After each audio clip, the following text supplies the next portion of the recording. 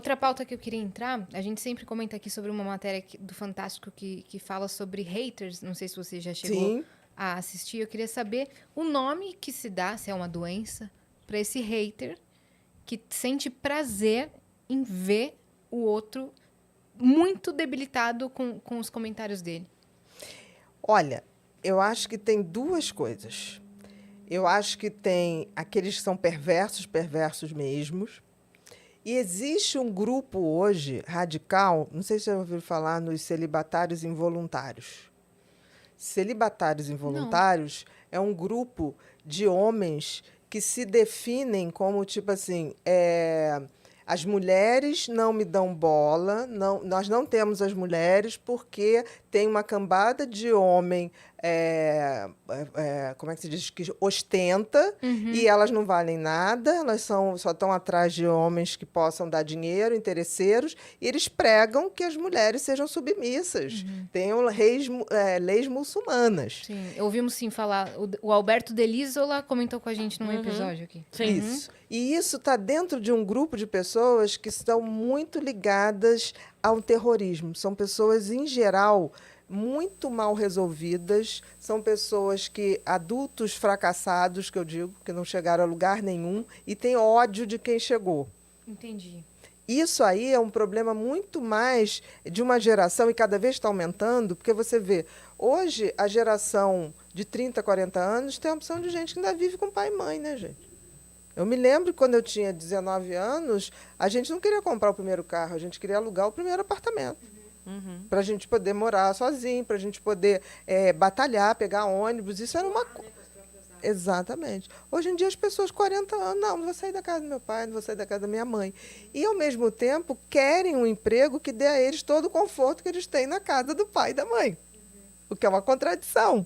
Totalmente contraditório, né? E às vezes os pais também são super protetores. Muito. Então, preferem que os filhos fiquem em casa mesmo com 50 É. anos.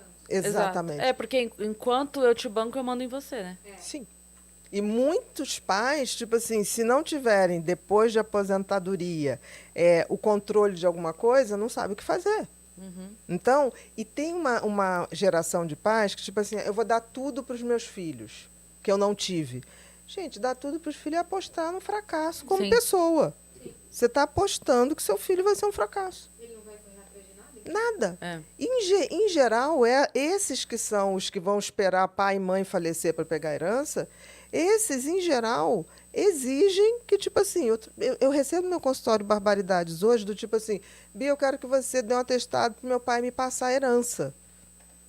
Aí eu falo assim, você sabe o que é herança? Olha no dicionário, herança é uma coisa pós-morte. Assim, depois que seus pais morrerem. Herança não se dá em vida, entendeu? É pós. Não, mas meu pai já está com 70. Eu falei, ok, 70, ele pode ir a 85 bonito, com a saúde que ele tem.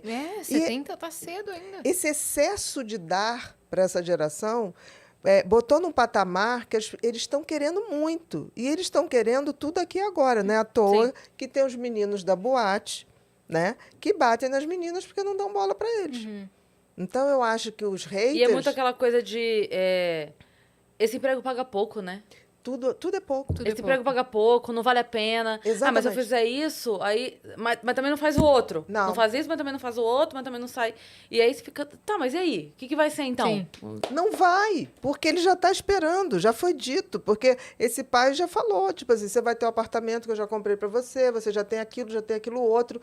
Aí que loucura, né? Porque fica uma família que fica os filhos desejando a morte. Esperando a morte dos pais para começarem a vida. Exatamente.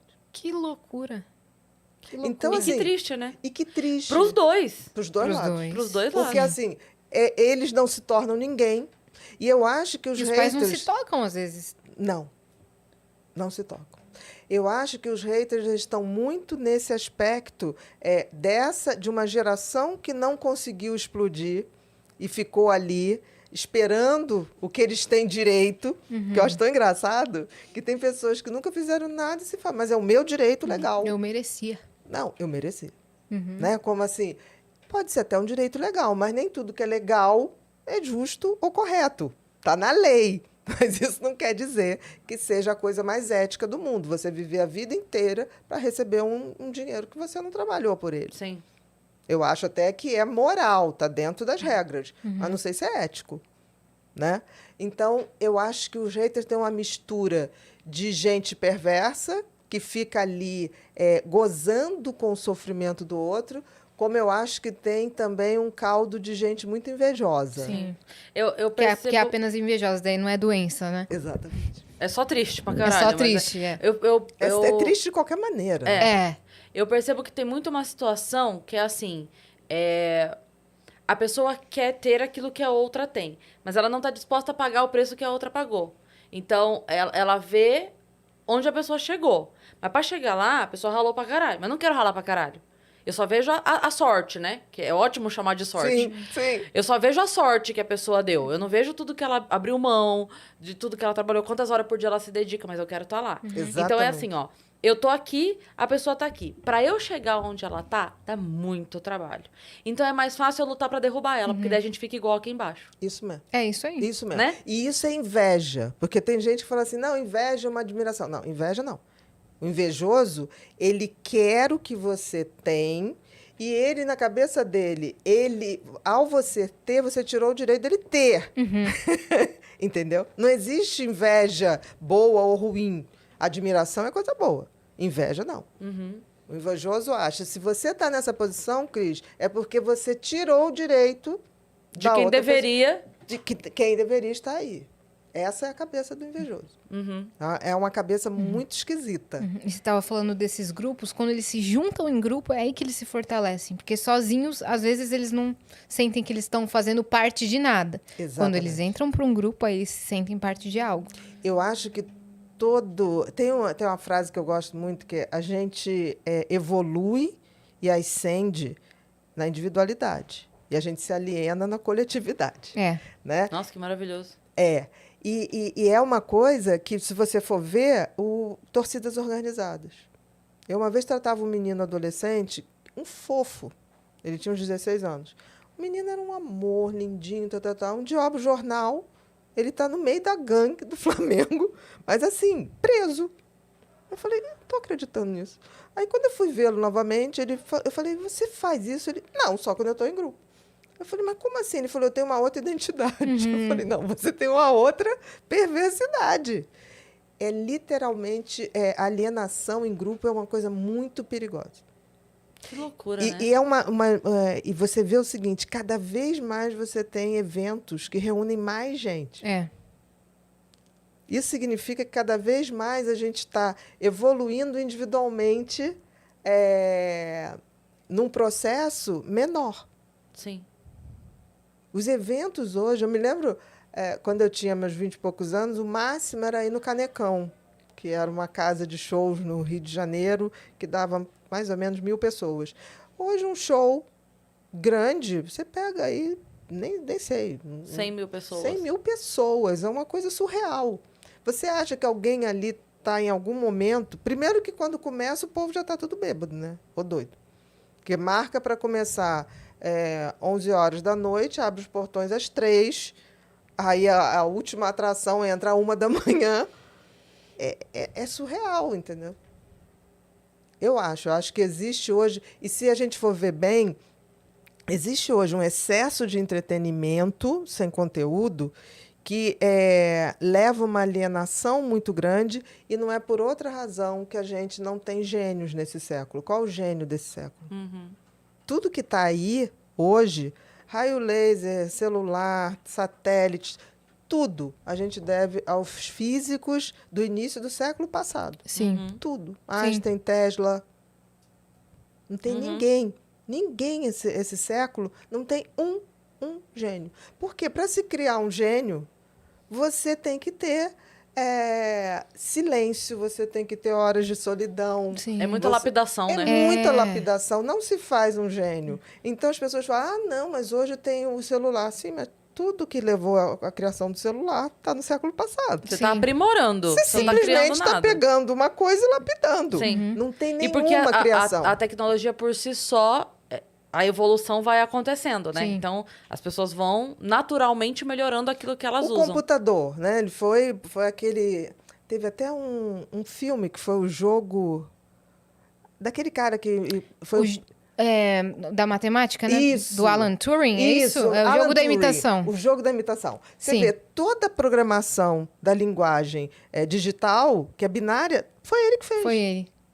Tudo que está num computador até Tudo que hoje, está sendo desenvolvido partiu tudo dele. a partir daquilo. Uhum. Sem aquilo não poderia nada. Sim. Tudo numa linguagem digital é binário, é 0 e 1. Qualquer mensagem é uma combinação de zeros e uns. Sim. E aí, o que a gente faz hoje? Por exemplo, isso eu gosto muito de colocar, porque eu vejo acontecer e vejo que as pessoas não estão vendo.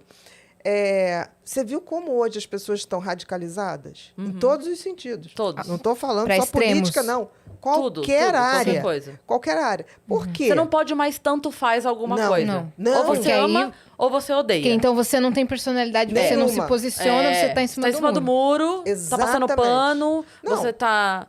Não, eu gosto muito de falar assim, olha, na minha opinião, eu acho, porque as coisas mudam. Eu posso mudar, eu quero ter essa liberdade.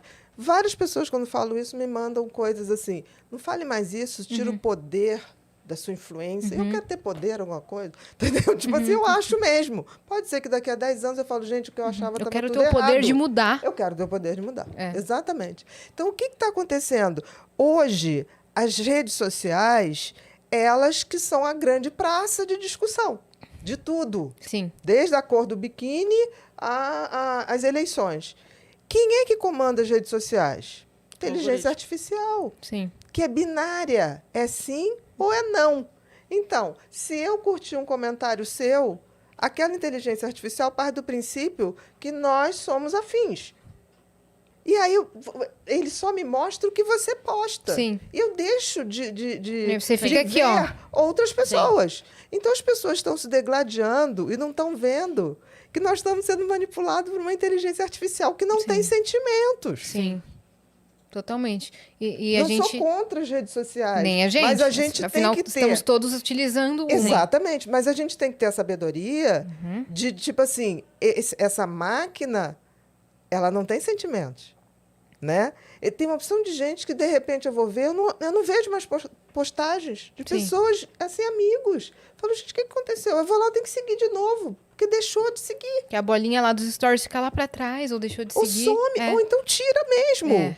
Aí você vai ver, porque ele não tinha muitos seguidores. Tá, mas eu quero a opinião daquela pessoa, sabe? Essa a máquina não tá nem aí com o seu afeto pelas pessoas. Sim. Nada, Sim. nada. Sim, pela entrega. Pela entrega. Então, assim, não sou contra nenhuma evolução tecnológica, eu acho que é o contrário. Eu acho que uma da coisa do ser humano é a gente tem que se reinventar de tempos em tempos. Por isso, para a gente ser atemporal, a gente precisa se reinventar. Não adianta ficar, tipo assim, tudo aí que tá uma porcaria. Não. Você imagina Platão ou Sócrates com o Twitter na mão, com uma rede social na mão. Não imagino eles usando. Mas seria maravilhoso. Seria maravilhoso. Jogar umas mensagens todo dia, epiteto. É. Olha que coisa linda. Eles iam levantar de manhã, não precisa Eu nada. acho que eles seriam low profile, sabe?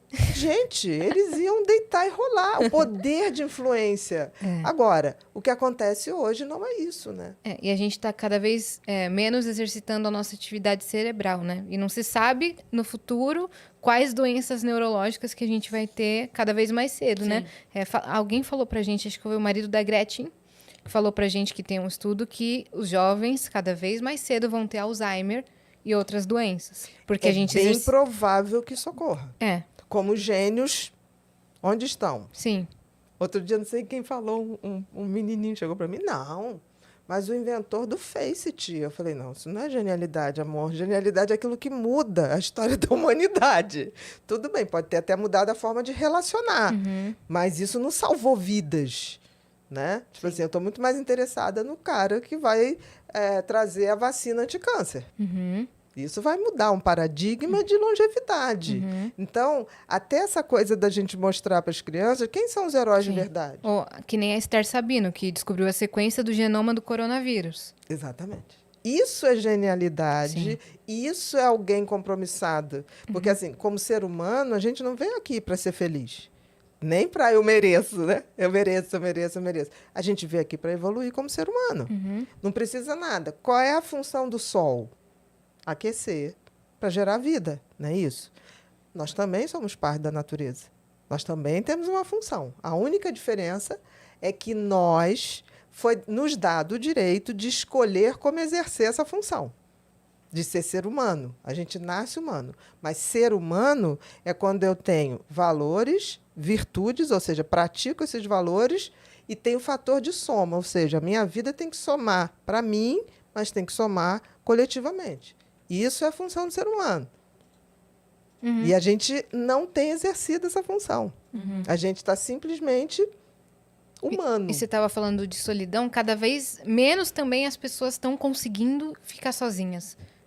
É o que a gente estava falando de grupos. Sim. Mas as pessoas, por exemplo, na pandemia, muita gente surtou porque não conseguia ficar na própria companhia.